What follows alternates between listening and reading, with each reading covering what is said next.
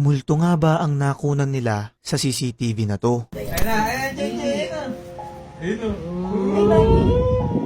Mga kaibigan, sa videong in-upload ni Rona Marie na nakunan nito lamang February 11, makikita natin na may imahe sa may bandang kaliwa na parang isang batang babae.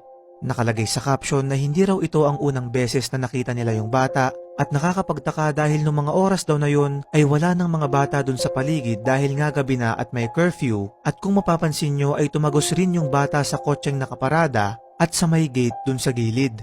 Kaya naman agad raw nilang nireview yung CCTV at laking gulat nila sa bagay na to.